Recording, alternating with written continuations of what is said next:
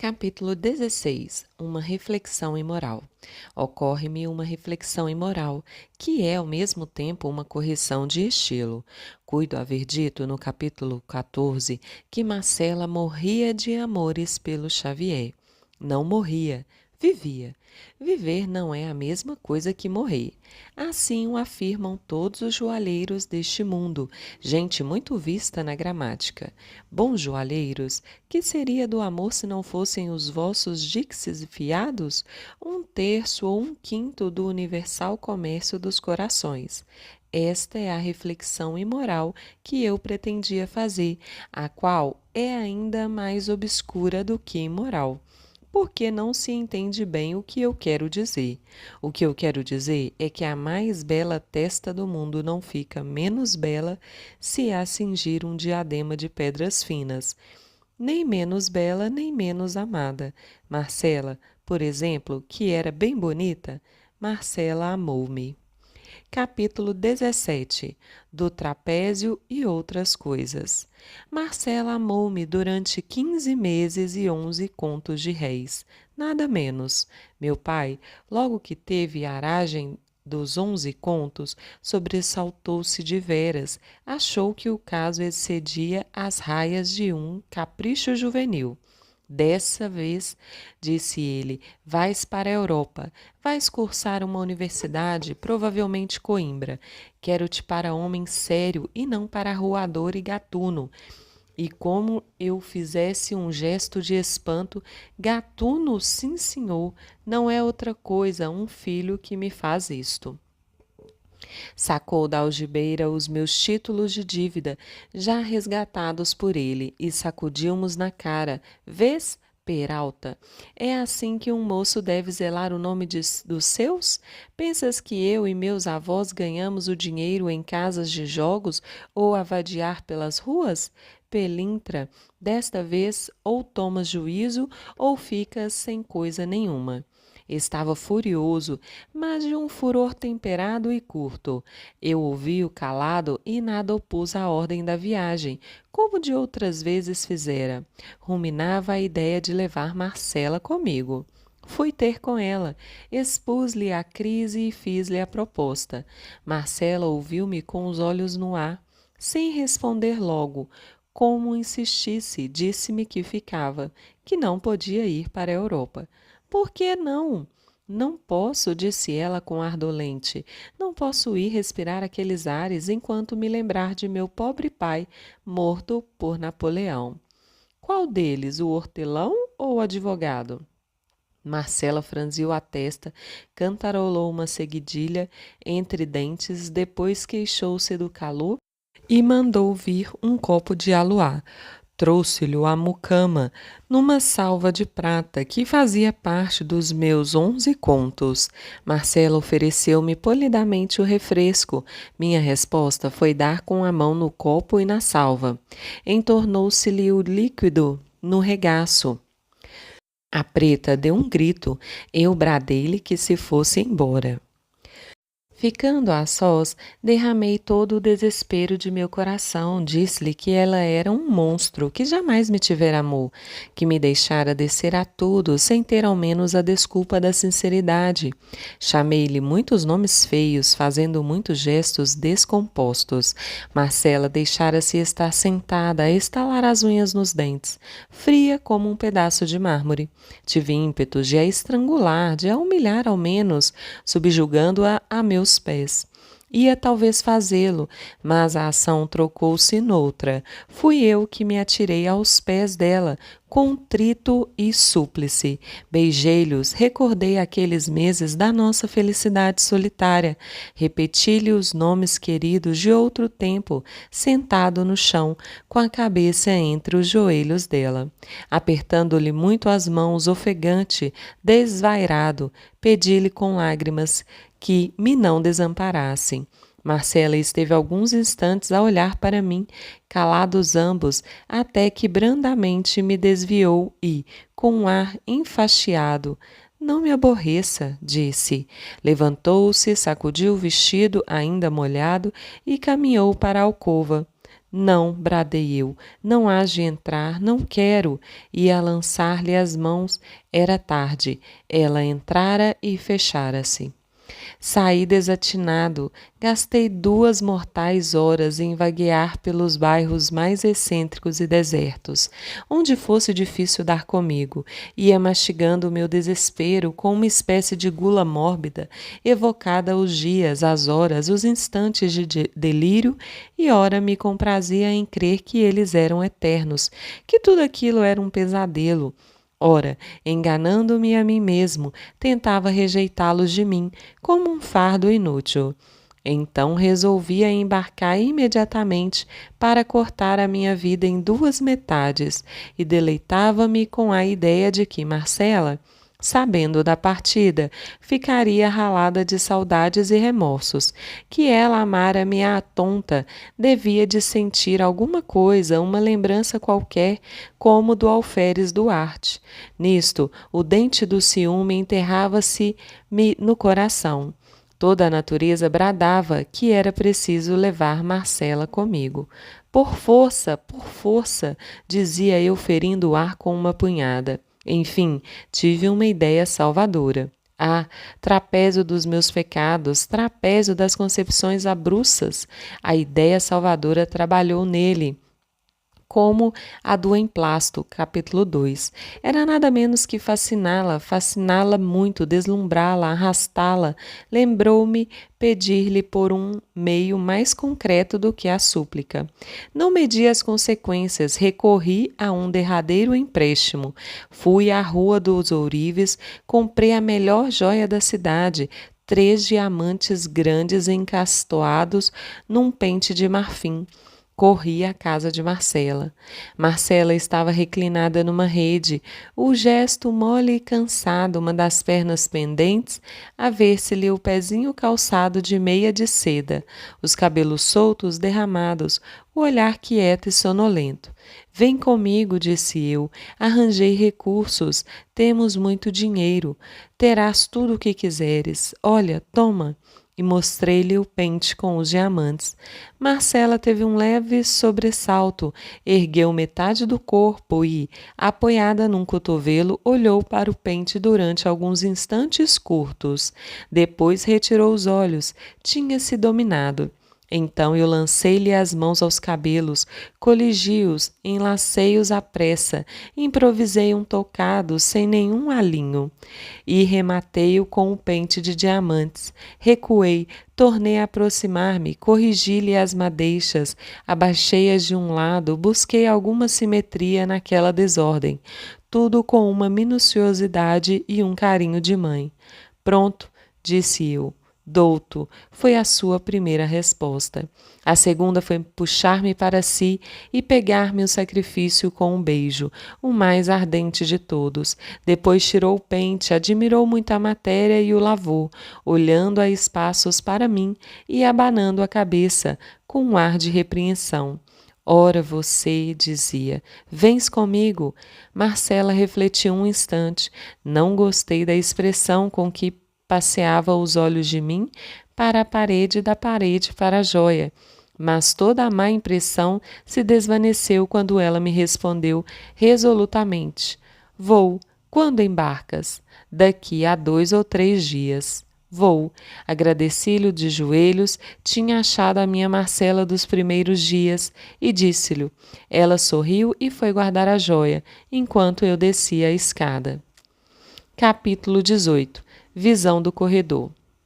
No fim da escada, ao fundo do corredor escuro, parei alguns instantes para respirar, apalpar-me, convocar as ideias dispersas, reaver-me, enfim, no meio de tantas sensações profundas e contrárias. Achava-me feliz. Certo é que os diamantes corrompiam-me um pouco a felicidade, mas não é menos certo que uma dama bonita pode muito bem amar os gregos e os seus presentes. E depois eu confiava na minha boa Marcela. Podia ter defeitos, mas amava-me. Um anjo, murmurei olhando para o teto do corredor. E aí, como um escárnio, vi o olhar de Marcela, aquele olhar que pouco antes me dera uma sombra de desconfiança, o qual chispava de cima de um nariz que era ao mesmo tempo o nariz de Bacbara e o meu.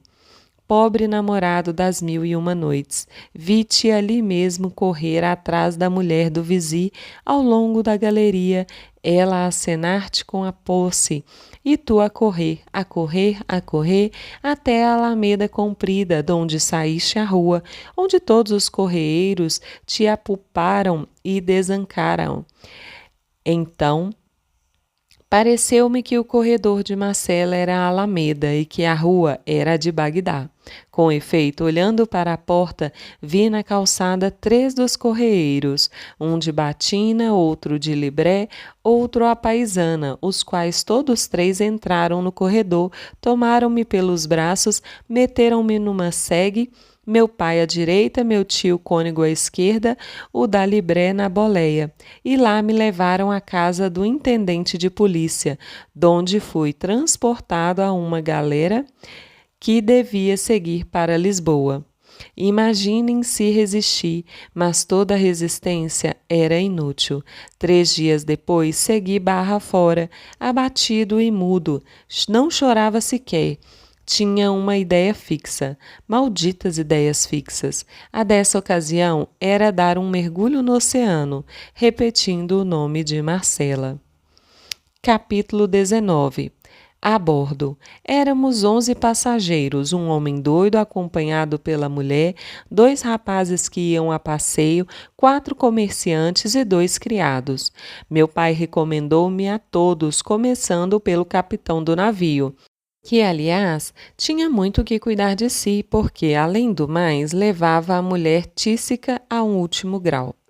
Não sei se o capitão suspeitou alguma coisa do meu fúnebre projeto ou se meu pai o pôs de sobreaviso.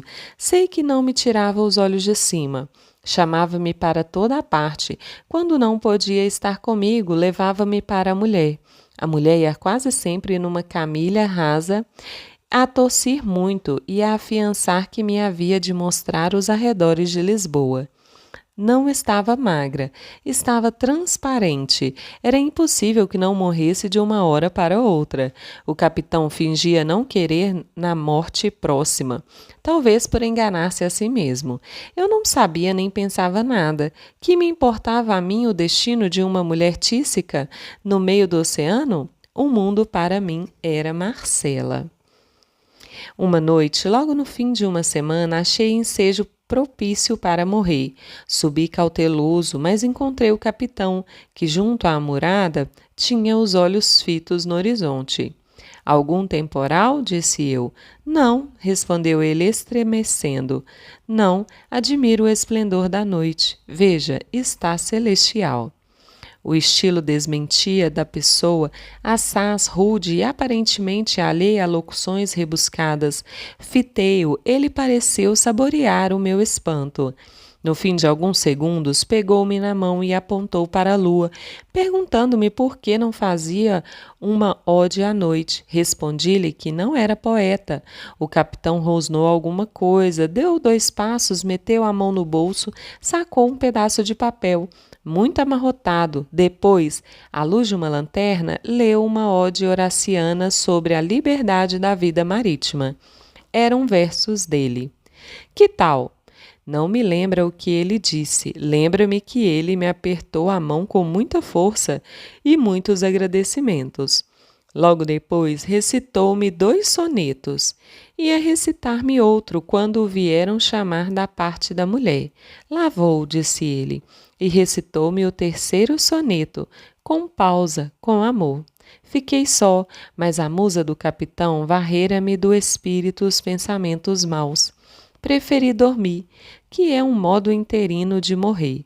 No dia seguinte, acordamos debaixo de um temporal que meteu medo a toda a gente. Menos ao doido. Esse entrou a dar pulos a dizer que a filha o mandava buscar numa berlinda. A morte de uma filha fora a causa da loucura. Não, nunca me há de esquecer a figura hedionda do pobre homem.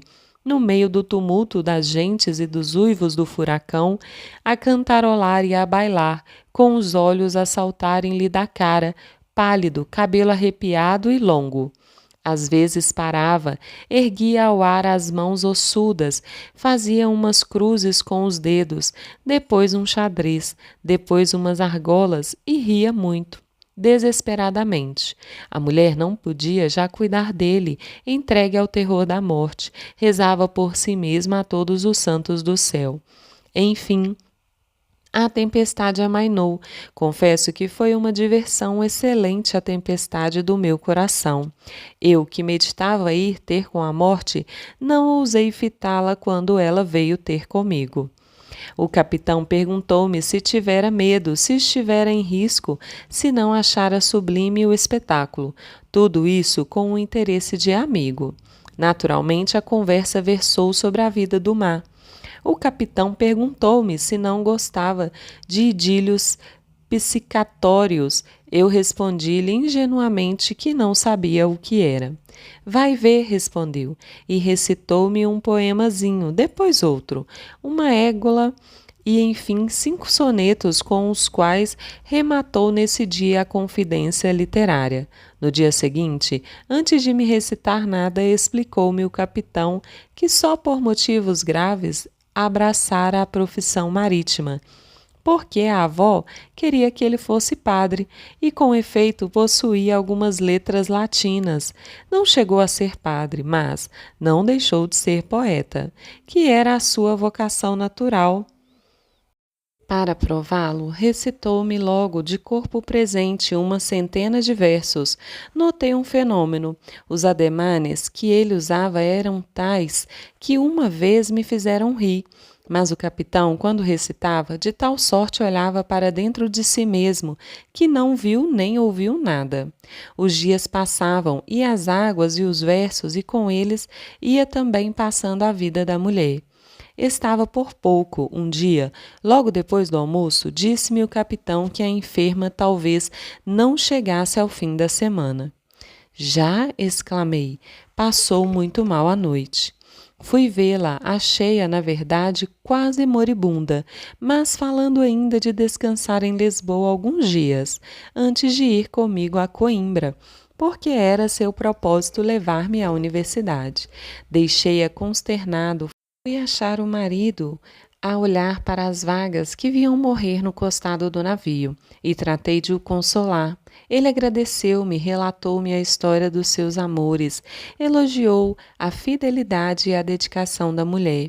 Relembrou os versos que lhe fez e recitou-mos. Neste ponto, vieram buscá-lo da parte dela, corremos ambos. Era uma crise. Esse e o dia seguinte foram cruéis. O terceiro foi o da morte. Eu fugi ao espetáculo. Tinha-lhe repugnância. Meia hora depois encontrei o capitão sentado num molho de cabos, com a cabeça nas mãos. Disse-lhe alguma coisa de conforto. Morreu como uma santa, respondeu ele, e, para que essas palavras não pudessem ser levadas à conta de fraqueza, ergueu-se logo, sacudiu a cabeça e fitou o horizonte, com um gesto longo e profundo. Vamos, continuou, erguemo-la à cova que nunca mais se abre. Efetivamente, poucas horas depois, era o cadáver lançado ao mar com as cerimônias do costume. A tristeza murchara todos os rostos. A do viúvo trazia a expressão de um cabeço rigidamente lascado pelo raio. Grande silêncio. A vaga abriu o ventre, acolheu o despojo, fechou-se, uma leve ruga. E a galera foi andando. Eu deixei-me estar alguns minutos à popa, com os olhos naquele ponto incerto do mar em que ficava um de nós. Fui dali ter com o capitão, para distraí-lo. Obrigado, disse-me ele, compreendendo a intenção. Creia que nunca me esquecerei dos seus bons serviços. Deus é que lhes há de pagar. Pobre Leocádia, tu te lembrarás de nós no céu. Enxugou com a manga uma lágrima importuna. Eu busquei um derivativo na poesia, que era a paixão dele. Falei-lhe dos versos que me lera e ofereci-me para imprimi-los. Os olhos do capitão animaram-se um pouco. Talvez aceite, disse ele, mas não sei. São bem frouxos versos. Jurei-lhe que não. Pedi que os reunisse e nos desse antes do desembarque. Pobre Leocádia, murmurou sem responder ao pedido. Um cadáver, o mar, o céu, o navio. No dia seguinte, veio ler-me um epissédio composto de fresco, em que estavam memoradas as circunstâncias da morte e da sepultura da mulher. Leu-mo com voz comovida deveras, e a mão trêmula, no fim, perguntou-me se os versos eram dignos do tesouro que perdera. São, disse eu. Não haverá estro, ponderou ele no fim de um instante, mas ninguém me negará sentimento, se não é que o próprio sentimento prejudicou a perfeição. Não me parece. Acho os versos perfeitos. Sim, eu creio que... Versos de Marujo poeta. Ele levantou os ombros, olhou para o papel e tornou a recitar a composição, mas já então sem tremuras, acentuando as intenções literárias, dando relevo às imagens e melodia dos versos. No fim, confessou-me que era a sua obra mais acabada. Eu disse-lhe que sim. Ele apertou-me muito a mão e predisse-me um grande futuro. Capítulo 20. Bacharelo-me. Um grande futuro. Enquanto esta palavra me batia no ouvido, devolvia eu os olhos ao longe, no horizonte misterioso e vago. Uma ideia expelia outra, a ambição desmontava Marcela. Grande futuro? Talvez naturalista, literato, arqueólogo, banqueiro, político ou até bispo. Bispo que fosse, uma vez que fosse um cargo, uma preeminência, uma grande reputação, uma posição superior. A ambição, dado que fosse águia, quebrou nessa ocasião o ovo e desvendou a pupila fulva e penetrante. Adeus, amores, adeus, Marcela. Dias de delírio, joias sem preço, vida sem regime, adeus. Cá me vou as fadigas e a glória. Deixo-vos com as calcinhas da primeira idade. E foi assim que desembarquei em Lisboa e segui para Coimbra. A universidade esperava-me com as suas matérias árduas. Estudei-as muito mediocremente e nem por isso perdi o grau de bacharel. Deram-me com a solenidade do estilo, após os anos da lei. Uma bela festa que me encheu de orgulho e de saudades, principalmente de saudades. Tinha eu conquistado em Coimbra uma grande nomeada de folião. Era um acadêmico estroina, superficial, tumultuário e petulante, dado às aventuras, fazendo romantismo prático e liberalismo teórico, vivendo na pura fé dos olhos pretos e das constituições escritas. No dia em que a universidade me atestou em pergaminho uma ciência que eu estava longe de trazer arraigada no cérebro, confesso que me achei de algum modo logrado, ainda que orgulhoso. Explico-me. O diploma era uma carta de alforria. Se me dava a liberdade, dava-me a responsabilidade.